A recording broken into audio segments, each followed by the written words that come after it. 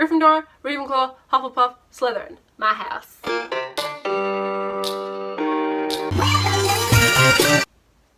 There once was a boy named Harry.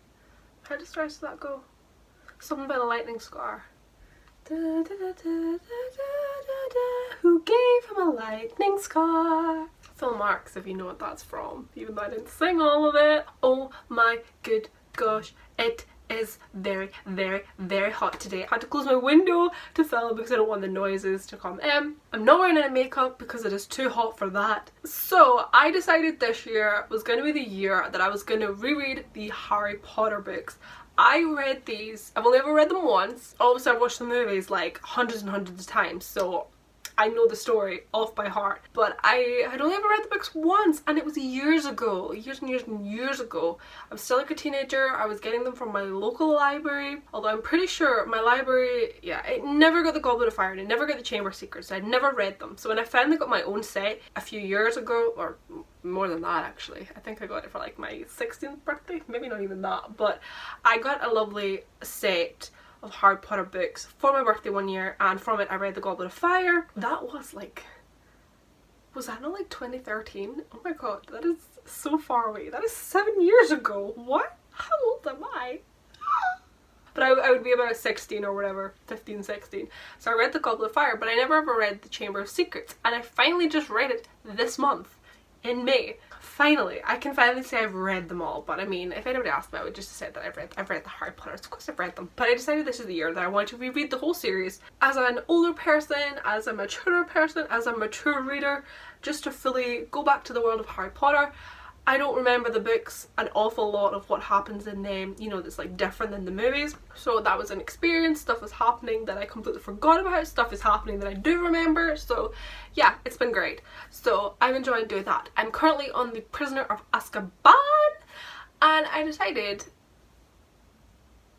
I thought I heard voices. Is it a basilisk? I decided while I was reading the Philosopher's Stone that I might do reviews for each of these books. But then I forgot to take any notes while I was reading the Philosopher's Stone. I started taking some while I was doing the Chamber of Secrets, but not many. And I've currently been reading the Prisoner of Azkaban, so I've kind of been making mental notes on that. And I'm thinking to myself, what? I haven't got anything on the Philosopher's Stone other than a couple of notes that I made. So this one's probably going to be a bit of a mess while I'm trying to just rack my brain to remember what happened in the Philosopher's Stone. Things that bugged me, things that I liked, things that I loved. So that is going to be a struggle. So this video, it might be a bit of a mess. But you never know. My editing skills, I might be able to pull it together. After this, I'm going to do a review on the Chamber of Secrets. And then I'm going to do a review on the Prisoner of Azkaban. I'm going to try and do it as soon as possible while it's all still fresh in my mind. But I read this last month. I read this during the Owls Magical Readathon. I thought, perfect chance. I'll kick off my reread of the series with that. I'm going to chat a little bit. I'll give you a basic summary, I suppose, for those of you who have been living under a rock and just never read Harry Potter, or maybe you just choose not to read it because the hype's so great. It's one of those stories though, I feel like it lives up to its hype. J.K. Rowling,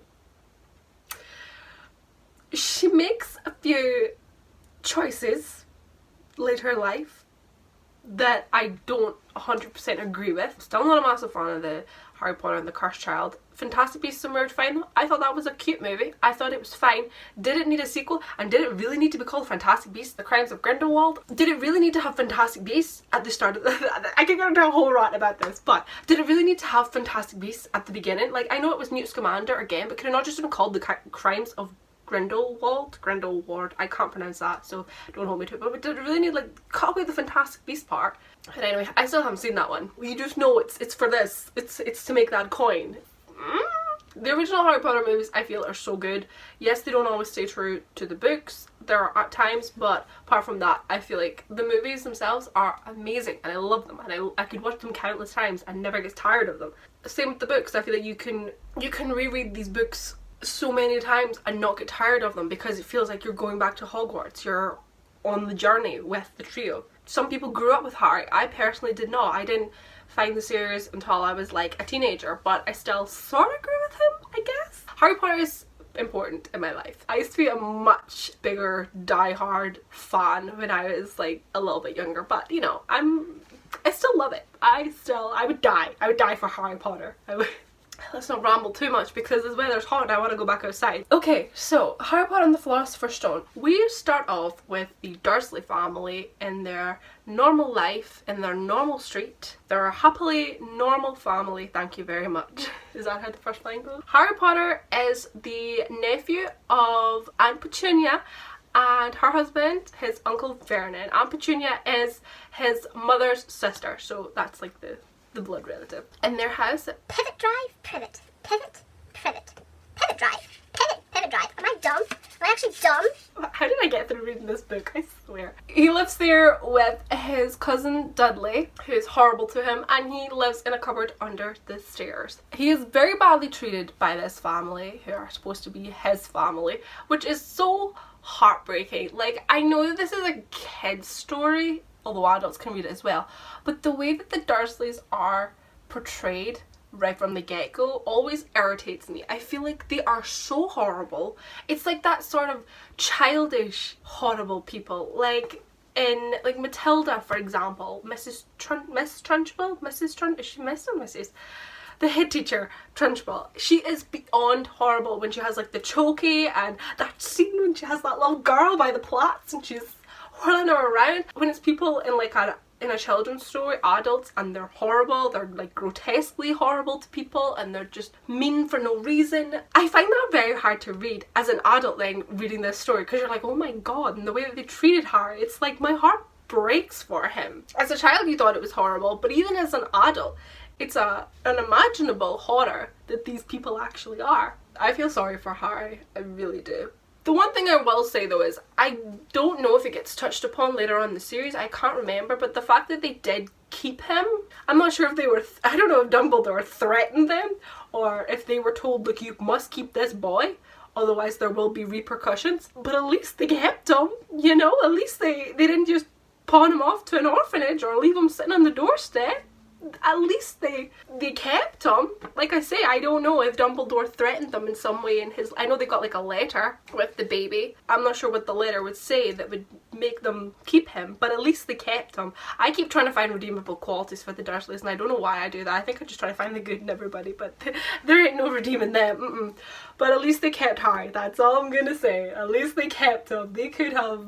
Although he'd have been better off in an orphanage. He might have been adopted by some lovely family. On Harry's 11th birthday, or just before his 11th birthday I think it is, he starts receiving letters by owls, and he doesn't get the chance to read any of them because Vernon Dursley is confiscating these letters and destroying them and trying to stop the owls from delivering any more letters, so that Harry doesn't get to see who's writing to him and what the letters say. Things get a bit dramatic. I love that scene in the movie when like just all the owls are sat on the roof. I love that. So in an attempt to escape from these owls and these letters, Vernon Dursley packs up his family and they go to like this house on an island, and from there they think that they're safe, they're away from all these owls, it's a stormy night outside, it's officially like Harry's 11th birthday. Then they get a visit from Hagrid, who has come to give Harry his letter to Hogwarts, and he tells him that he is a wizard, and thus ensues one of the greatest stories of our generation.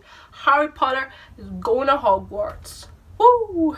I could divulge further into what the story is all about, but I feel like most people will know Harry. He goes to Hogwarts, he befriends Ron and Hermione. He's coming to grips with the magical system, all this wonderful new stuff. He meets all his professors, all his new classes, he's got homework to contend with. All the while there is some mysterious goings on in the third floor corridor. That's all I'm gonna say about that, because you know the story. If you don't, read it. If you don't want to read it, why are you watching this video then? I love this story. I feel like anybody can read this. It's one of those stories that even if you read it for the first time as an adult, yeah, you do sort of see how it's more, I don't want to say more aimed for children, but reading it as an adult, I definitely saw that it's, how do I describe this?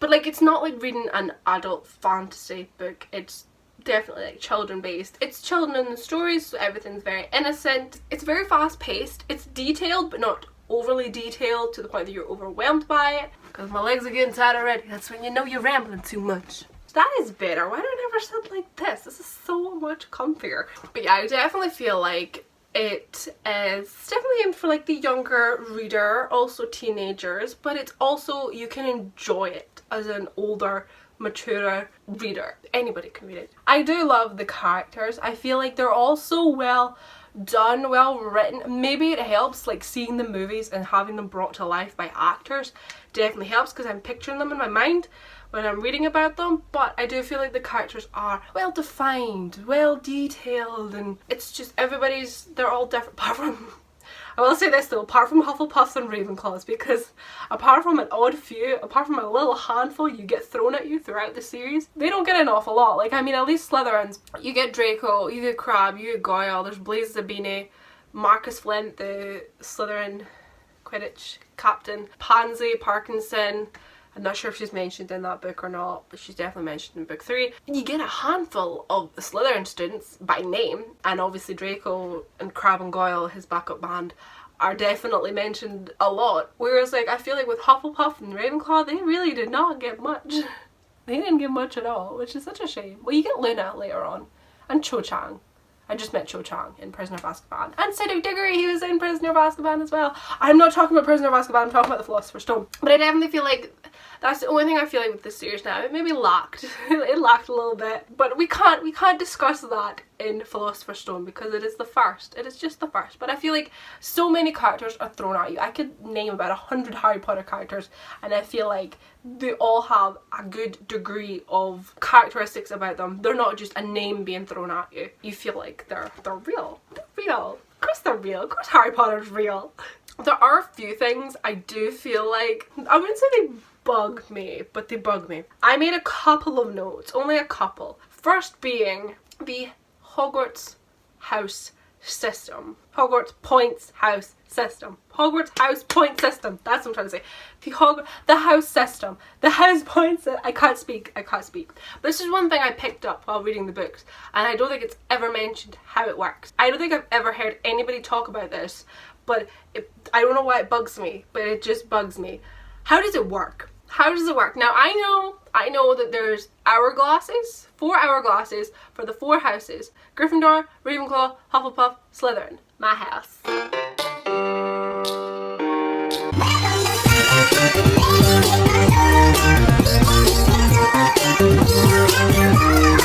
So that's great. That is groovy. We have 4 hourglasses for the 4 houses. Whichever house has the most points at the end of the year wins the house cup. Throughout the story, you have teachers, prefects, and like the head boy / head girl giving points. I don't know if the head boys / prefects can give points, but I know they can take them away. But like, teachers will give points and also they can take away, and that is great. What I want to know is, like, I know the answer is just gonna be magic, duh, but what I really want to know is, how does that work?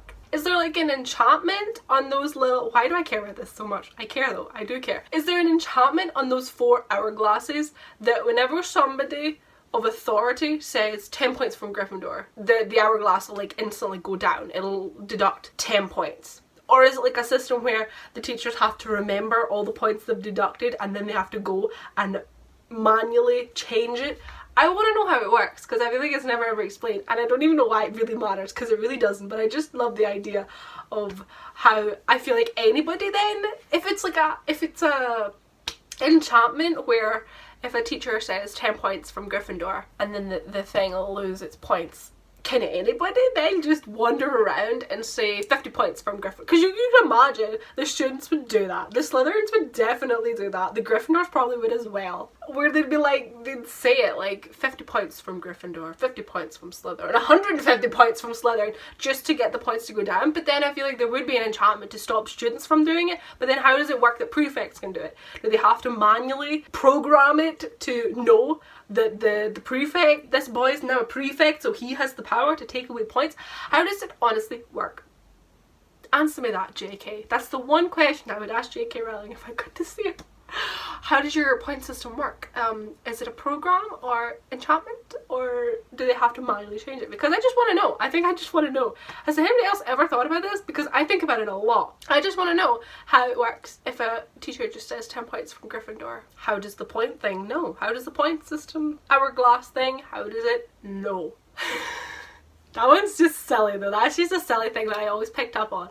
And I've never heard anybody ever talk about it. But I figured nobody cares. But I care. I care. Next up I want to talk about is Quidditch.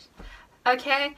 Quidditch, I feel, gets a lot of stick sometimes, but I also feel like it's well thought out. I like the idea that, you know, obviously some broomsticks, it's up in the air, there's the 3 hoops, there's the quaffle, which is your main ball, there's your 2 bludgers plummeting about. I like that idea as well. And then also there's the golden snitch, which I feel like is a good idea for like a bonus, for bonus points. My main issue with Quidditch, I hate the idea that you have to catch the snitch to end the game. If it was a matter of, say a game was like 90 minutes, if there was a timed system, and then if somebody catches the snitch maybe within that time frame, then the game could end. I don't mind the idea of catching the snitch to end the game. I feel like it's a good way. If you see that your team is doing well and you've worked out that if I catch this snitch plus the 150 points will definitely win, you go for that snitch. I just don't like the idea that you have to catch the snitch to end the game. And I remember, like, I don't know if it's Fred or George or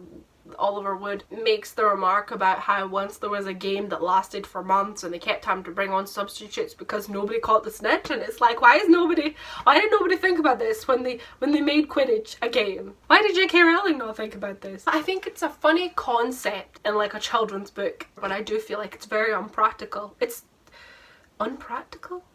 Impractical? Am I making up words again? What am I doing? Unpractical? Let's Google unpractical. Unpractical is not in the dictionary. I can't find it in the dictionary. Did I make that word up? It's not practical. It's not practical. That's what I'm trying to say.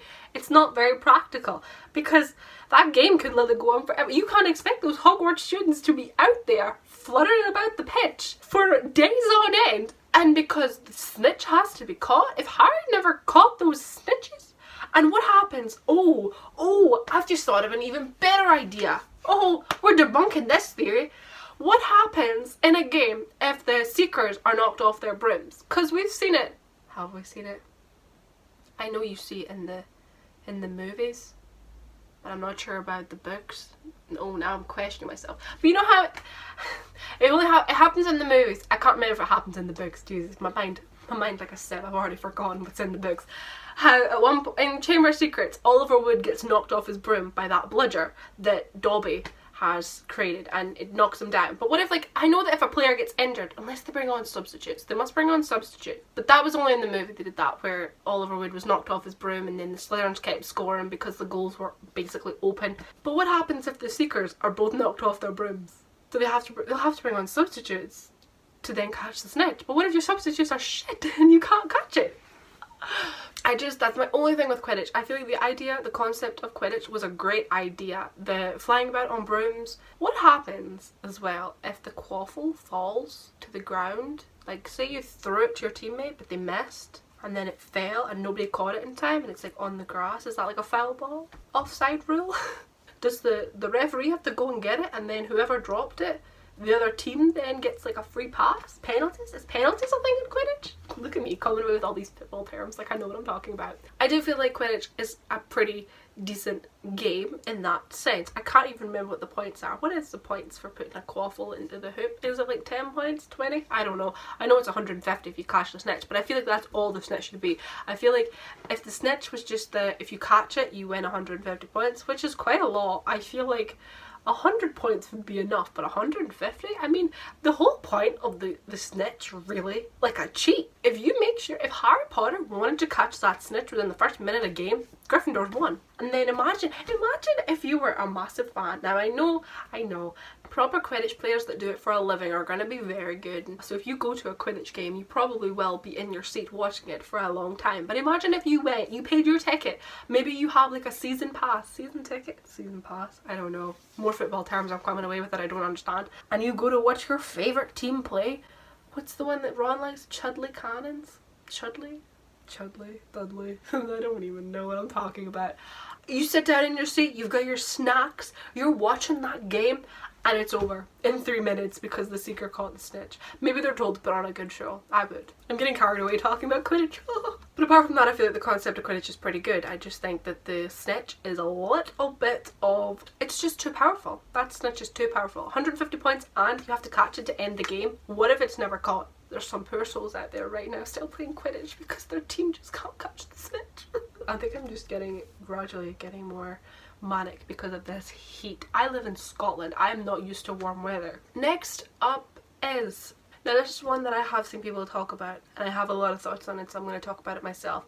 But when the troll gets in the castle, there's a troll, it gets in the castle, and Ron and Harry are, like everybody else, about to go back to their common room while the teachers deal with the situation, and Harry looks at Ron and he says, "Oh my god, Hermione, she's in the girls' bathroom, we're gonna have to go." Hermione was in the bathroom crying because did she overhear something that Ron had said to her, because Ron was a little bitch to her. Basically, somebody makes a remark about Hermione crying, or hearing crying in the girls' bathroom, and it's Hermione. So they decide to go and warn her about this troll that's in the castle.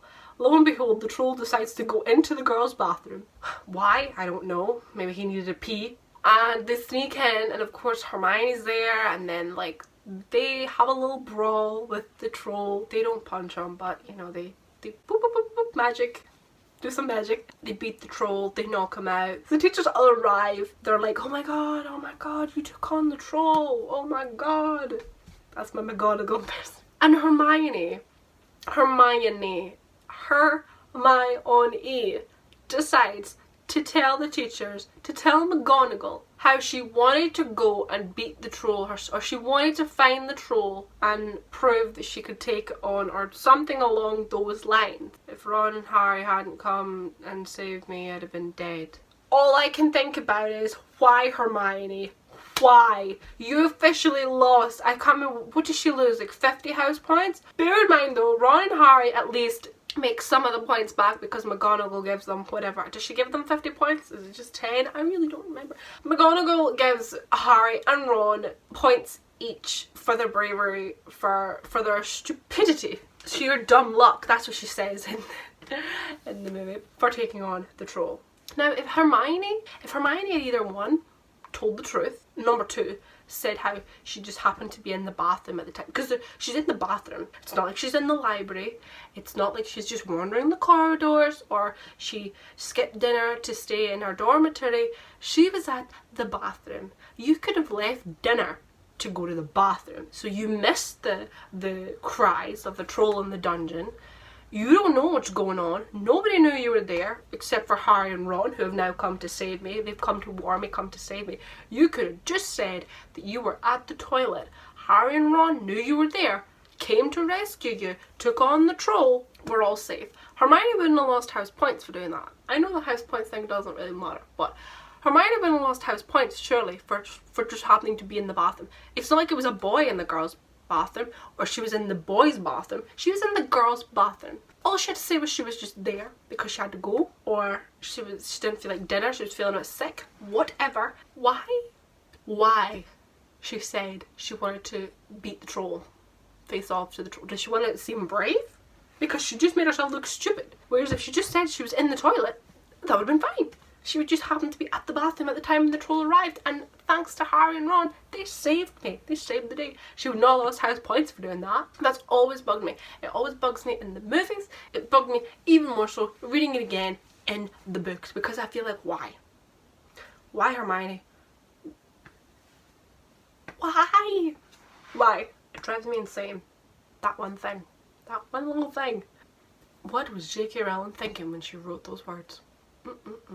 Okay, so while I was editing this, I realised that I forgot to talk about one of the most important things, one of the most important factors about the Philosopher's Stone. I can't believe I actually forgot about this. Completely slipped my mind. I was too busy focusing in on house points and Quidditch and Hermione in the bathroom. But I completely forgot all about Harry, Hermione, Draco and Neville spending their detention at night in the Forbidden Forest. That whole situation has so many issues. Number one, Dumbledore specifically says in his speech at the beginning of term that the Forbidden Forest is forbidden to all students. So why the hell have you got 4 kids with 1 Hagrid and a dog running around looking after a unicorn? Who approved of this? Who approved? Who approved of this? What? Also, the fact that they go at night, it's like, is it midnight? I don't know, but it's after sunset that they all meet, and it's like, what? You're going at night to spend detention with Hagrid in the Forbidden Forest? I feel like Hogwarts in itself has so many rules, etc., and they talk about like the parents not being happy. For example, I've just finished reading The Prisoner of Azkaban, and they're saying about how the parents would not be happy to know that a werewolf was teaching their students, and it's like, well, I don't think the parents would be happy to know that their children were spending detention in the Forbidden Forest. The Forbidden Forest. It's just, oh, I feel like it's so dumb. It's such a dumb thing that happens, and I feel like, why would the teachers allow that? It's different if maybe they were maybe told, right, you're spending detention with Hagrid, he's got you doing something to do with like gamekeeping, but not actually having them go into the Forbidden Forest. I don't understand that. I just don't get it. Also as well, in relation to that, the whole reason that Harry and Hermione end up in detention is because they're going to meet with Ron's brother Charlie's friends to hand over the dragon Norbert that Hagrid acquired. I got interrupted. When they were meeting with Charlie's friends to hand over the dragon, they were meeting at the astronomy tower. They went under the cloak, under the invisibility cloak, then forgot about it. They left it. They discarded it, threw it aside when they left the tower, and they were spotted by McGonagall or whatever. I think it was McGonagall. And it's like, seriously? Seriously, you guys went to the effort to wear the invisibility cloak. You went all the way up to the astronomy tower, you met Charlie, and what, were you so excited when you left that you forgot the cloak? Hermione, the smartest witch of her age, forgot the goddamn cloak. There was 2 of you. It's one thing if one person forgets to put the cloak on, but there was 2 of you to remember that cloak, and you both forgot it.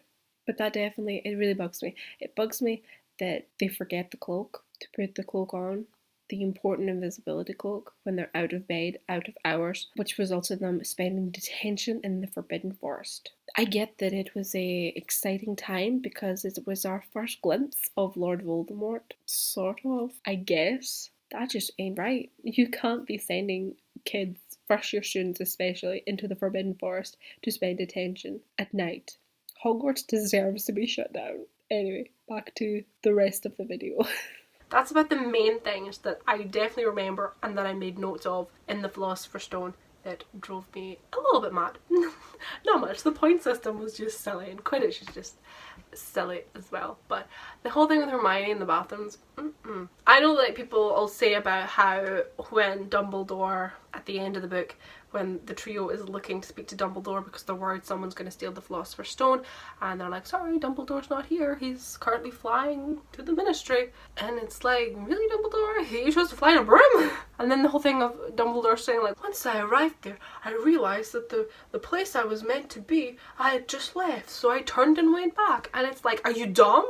Are you dumb, Dumbledore? Like, what? I know it was a fake note sent to him, pretending that the Ministry needed him, or the Minister of Magic wanted to speak to him.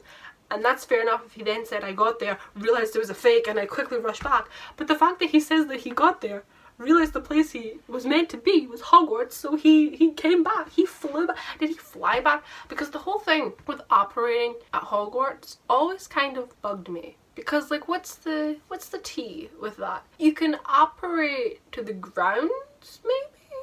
And then walk up to the castle? I get it that you can't operate into the castle, but you could surely operate to like the grounds, to like maybe the front door, like the main gate, if the third gateway, I don't know. Operate to Hogsmeade and then walk up. McGonagall said he was flying. Does that mean he was flying on a broom? Because I sure hope not, Dumbledore, because there's so many better ways to travel. People that travel by broom in the Harry Potter universe, fools. Just take the night bus. I will say as well though, I don't like Book Snape. I don't like Book Snape. I just don't. I mean, he'll probably redeem himself for me by the end of the books, but I feel like Snape in the movies, maybe it was just Alan Rickman.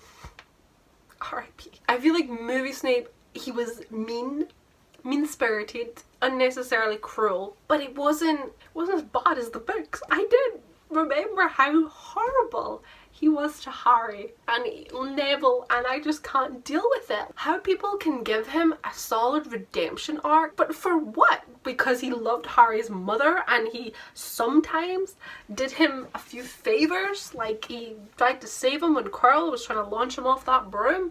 Apart from that, I just feel like it's not, in the first book especially, it's just not redeemable enough for me.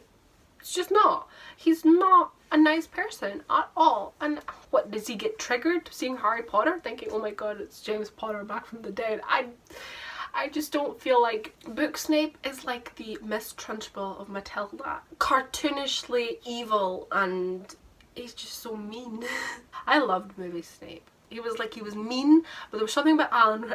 How many times have I said mean? It was the way that I think that Alan Rickman portrayed him. He was like perfect for the role. Like, oh, his facial expressions and everything. I loved it. I loved it. I'd cry if I was in one of his lessons, for sure. And the way he treats Neville, and the way he treats Harry, and the way he expects Harry to know things, even though the poor boy, knowing damn well the poor boy has been raised by muggles. Oh, he probably didn't know that Harry didn't know about magic. Even then, still, it ain't right. There should be some sort of allowances for muggle-born students, apart from Hermione, who clearly read everything. I wonder what point she found out she was a witch. Was it a surprise to her and her parents? When did she get the time to buy magical books to be able to study up on things, to know it all before the term even started? These are the questions that haunt me at night. But anyway, Book Snape is a bit of a no-go for me. I just feel he's so mean.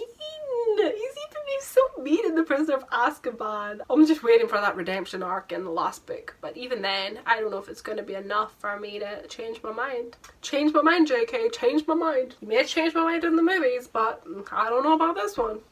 I don't know about that. I'm trying to think if there's anything else with the Philosopher's Stone. I feel like J.K. Rowling's writing style is very clever. Rereading the series, when you pick up on things that aren't important now until they are, say, like later on. I don't think that actually happens in this book, does it? I don't really know. She's definitely well thought out her series long before she even started writing it, because there's so much stuff that's just thrown in. I can make a separate video talking about J.K. Rowling's writing style and how clever she is at throwing in like little Easter eggs. I don't think there's anything else I really wanted to talk about with this.